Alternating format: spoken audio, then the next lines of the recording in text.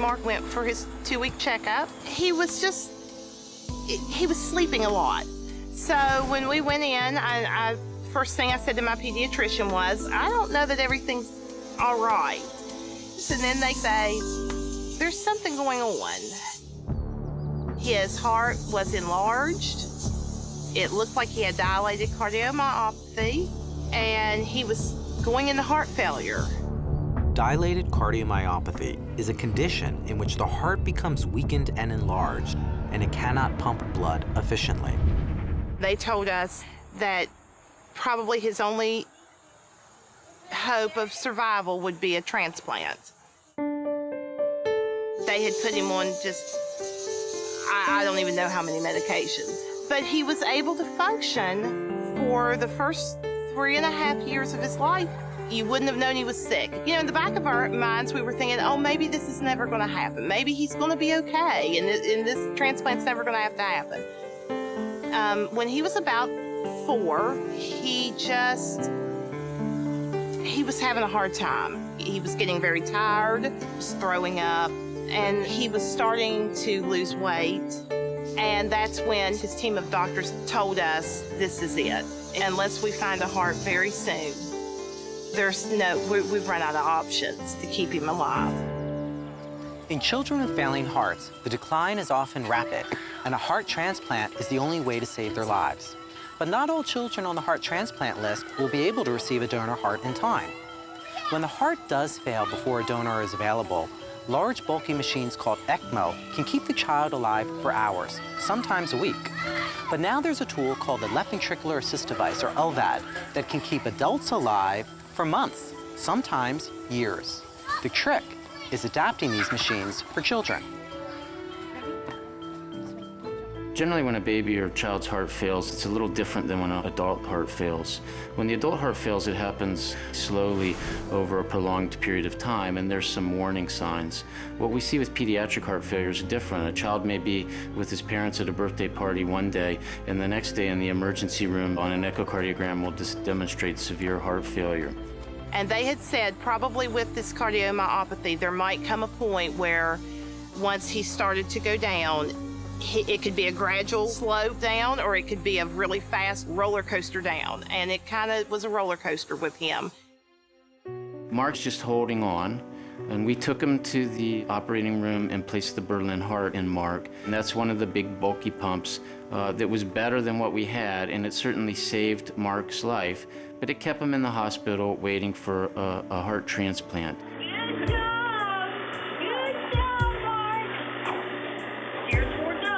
The Berlin heart is large and cumbersome when used on children. Patients like little Mark inspire Dr. Weirden to develop a new generation of small implantable devices made especially with children in mind. I know I have to get this pump built for children because they desperately need the pump. I would guess 50 to 75 kids die every year waiting for a heart transplant. The most exciting thing about a very small, very biocompatible pump that's not damaging to the blood is that it can support kids for extended periods of time. So this is about the size of a AA battery, and we believe that it can be fully implanted even in a newborn. And you can just see the differences in size here between the Berlin heart that Mark had and the continuous flow pump that a child similar to him may receive one day. So I envision a day when a child would have a pump fully implanted in them. It would allow them to run around, leave the hospital, spend time with their families, and we'll lose less kids waiting for a heart transplant. If you think about heart failure, every other organ or part of our body that fails, when we want it to recover and to heal, we allow it to rest. We put casts on our arms, casts on our legs, and over a period of time, they heal themselves. We allow them to rest. The heart's never permitted to rest. It has to beat every second of every day. So the untold potential of this technology is if we allow the heart to rest, we believe we may find an untold potential for recovery in children, preventing the need for heart transplantation. Mark received his transplant, and he is wonderful now. He has not been hospitalized not one single time since that date. My motivation for doing this is if you've ever stood at the bedside of a dying child and stood with their family that really wants everything for them. And they have a whole future ahead of them. And the only thing that's wrong with them is that their heart's failing. And it's just a pump. All the heart is a pump. All it does is pump blood. And can't we replace that? Isn't that the simplest organ to replace? Can't we build a pump that just pumps blood to save these kids? Shannon and Mark, thanks for joining us today in the studio. Mark, tell me how you're doing today. Good. Do you play any sports? Mm-hmm. What do you play? Baseball and basketball. You have a slam dunk yet? Nah, I just shoot threes and stuff. Shannon, tell us what it was like when Mark went into heart failure. It was just it was scary because he was an hour out from surgery to receive his new heart, and he went into complete cardiac arrest. And then at that point they could not. They were concerned that he had brain damage, where he was without oxygen, and so we did not get that heart. That was very difficult.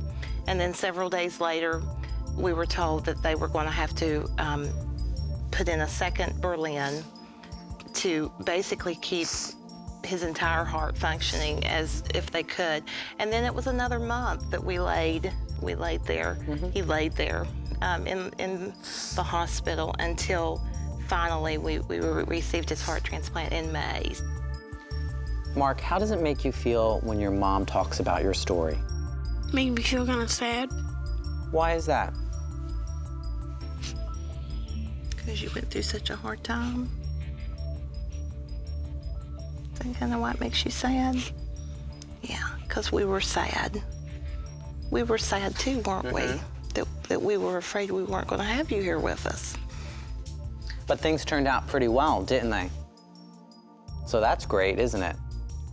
Well, Shannon and Mark, thanks for joining us in the studio today. And Mark, good luck on the baseball field and the basketball court. Thank you.